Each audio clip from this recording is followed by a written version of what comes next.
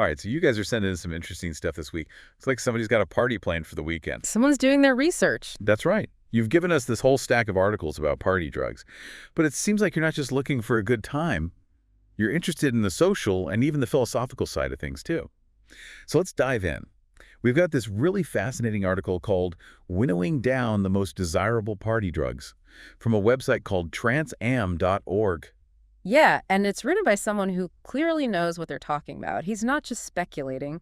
He's sharing his own personal journey through the world of party drugs. Exactly. It's not some dry lecture from a textbook. It's like we're getting a firsthand account of his experiences. And it all starts with ketamine. He talks about using it heavily from 1997 to 2004, like really heavily. Oh, yeah. He goes into some pretty vivid detail about those years.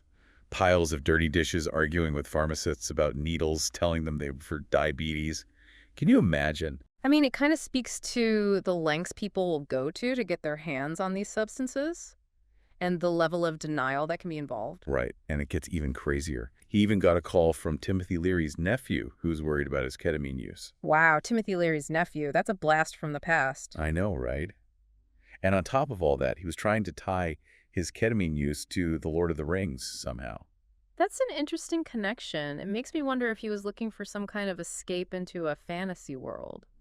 Well, he does talk about the allure of the K-hole, this really intense dissociative state where you basically lose touch with reality. Right, that makes sense. I guess The Lord of the Rings could be seen as a kind of metaphor for that kind of journey. Maybe. But eventually he realized that all this ketamine use was leading him down a pretty dark path. He even calls it mental enslavement.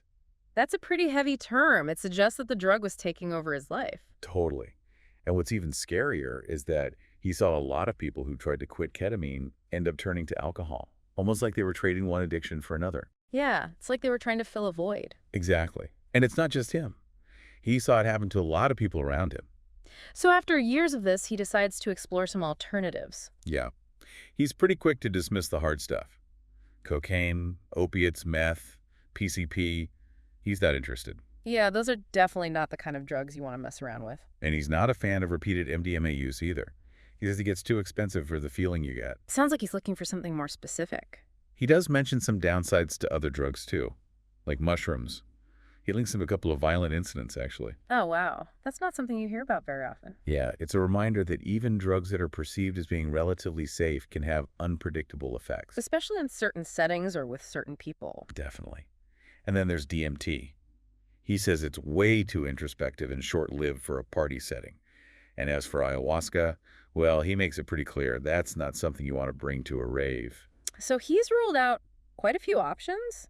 At this point, I'm curious to know what he considers the ideal party drugs. He lands on LSD and 2CB as the most optimal choices, especially for people who are mentally stable. Okay, interesting. So those are the drugs that make it through his winnowing down process. Exactly. And he really seems to favor 2CB. He calls it this incredible blend of MDMA, psilocybin, and stimulant effects, all packed into a 6-hour experience. Apparently back in the 90s, people called it Nexus. Nexus. That's a cool name. It sounds almost mystical. And get this, he actually tried to manufacture 2CB with a scientist from the NIH. Wait, seriously, what? How did that even happen? Apparently they were both into base jumping and what he calls the T high-risk personality type. Beast jumping. Now that's a whole other level of risk-taking. I know, right? And it gets even wilder. They even recruited a rave kid to buy bromine for them so they wouldn't be traced. Wow, they were really committed to this plan. Yeah, but it all fell apart when the rave kid took off to Hawaii with the stash to party at a Carl Cox event. Oh, no. That's hilarious. Right. It's like something out of a movie. But here's the twist. After all these crazy experiences, the author comes to a surprisingly insightful conclusion. I'm intrigued. What is it? He says that while exploring these substances can be interesting, the deepest connections we form are rooted in genuine human interaction. That's actually pretty profound, especially coming from someone who spent years chasing chemically induced highs. It really makes you think. It does. So what happens next in his journey? Well, he brings up Aleister Crowley as a cautionary tale. A famous occultist who was heavily into drugs and ended up destitute and alcoholic. It's like he's warning against placing too much importance on external sources of fulfillment. Yeah, that's a good point. It's easy to get caught up in the pursuit of pleasure and lose sight of what truly matters. So we've heard about his journey from ketamine to LSD and 2CB. with a failed attempt at DIY drug manufacturing in between. It's been quite a ride so far. But this is where things start to get really interesting. What does it all mean? What can we learn from his experiences? That's the million-dollar question, and it's one we're going to explore in more depth as we continue this deep dive. Yeah, it seems like he goes through this whole evolution. He starts out in these like really isolated depths of the K-hole, and then he ends up preferring 2CB, which he describes as promoting connection and sensuality. Oh, yeah. He even mentions that 2CB is one of the few party drugs that allows for great sex. Which is a pretty stark contrast to the introspective and solitary nature of ketamine. Right. Like, it seems like the effects of the drug actually shape the social experience. That's an interesting point. Do certain drugs create a chemical environment that fosters particular types of interactions? It makes you wonder. And it's so interesting that even though ketamine and 2CB offer these really different experiences, the author was drawn to both of them.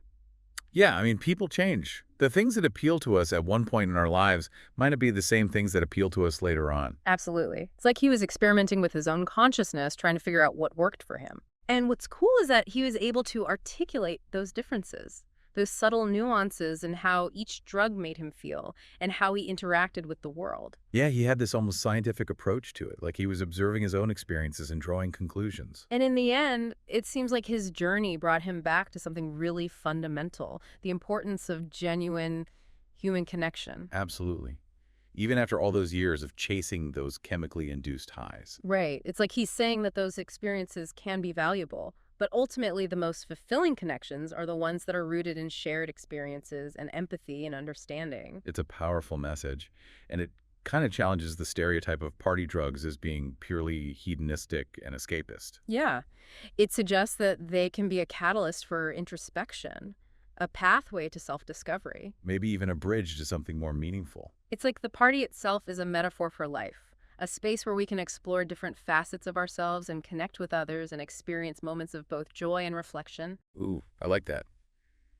Speaking of metaphors, I found it interesting how he connected his love for base jumping with that T high-risk personality type.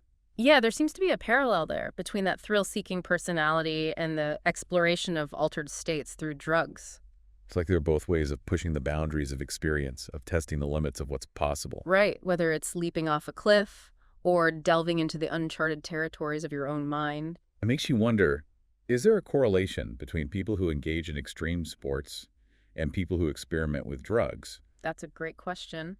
Maybe there's a shared psychological profile, a certain set of traits that predisposes people to both physical and chemical risk-taking.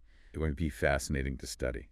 But for now, let's get back to the author's ultimate message, the importance of authentic human connection over those chemically induced states. He seems to have come full circle, recognizing that while those altered states can offer unique insights, the most enduring and fulfilling relationships are built on shared experiences and empathy and genuine understanding. It's about forging those bonds of mutual support, of truly seeing and understanding another human being on a deeper level. Those are the connections that really enrich our lives and give them meaning. It's a universal truth. It transcends the whole realm of party drugs. It's about recognizing the inherent value and beauty in those simple, authentic connections. So as we wrap up this deep dive, I want to connect with you, our listener. What did you find most intriguing about the author's journey? Was it the allure of those altered states, the possibility of self-discovery? Or maybe the reminder that genuine human connection is the foundation for a truly fulfilling life. It's really amazing how this author's story, his exploration of all these different substances, ultimately leads him back to this core human need for connection. Yeah, and it's not like he's dismissing those experiences, No. Like he's not saying, oh, that was just a phase or a mistake. He actually acknowledges the value he got out of it, even the more challenging times, like with the ketamine. Right, he doesn't shy away from the darker side of things. The addiction, the risks, it's all part of his story. And I think that's what makes his final conclusion so powerful. It's not just some naive rejection of drugs or altered states. It's more nuanced than that. He sees both the good and the bad. It's like he's saying, look, I've been there. I've done that. Yeah. And I've realized that there's something even more important than getting high. Exactly. And it really makes you think about our own desires and motivations. Like, what are we really searching for? Yeah, are we all just trying to find that perfect high? Or is there something deeper going on? Are we all searching for that nexus in a way? Maybe. It could be that all our pursuits, whether it's travel or relationships or even experimenting with drugs, are just different expressions of that same longing. A longing for connection, for meaning, for something that makes us feel truly alive. Exactly, and it's like all those external adventures are just waypoints along the way. I love that. So maybe the real takeaway here is that the true nexus isn't found in a pill or a powder. It's found within ourselves and in the connections we make with other people. Those authentic, genuine connections that make life worth living. So as we wrap up this deep dive into party drugs and self-discovery and all that, Let's take a moment to appreciate those simple but powerful moments, the moments that really matter. a deep conversation, a shared laugh, a moment of connection that transcends the superficial. Those are the moments that truly enrich our lives. And that's what we're all about here on The Deep Dive, helping you explore these ideas and connect with yourself and with others on a deeper level. So until next time, stay curious, keep exploring, and never underestimate the power of genuine human connection.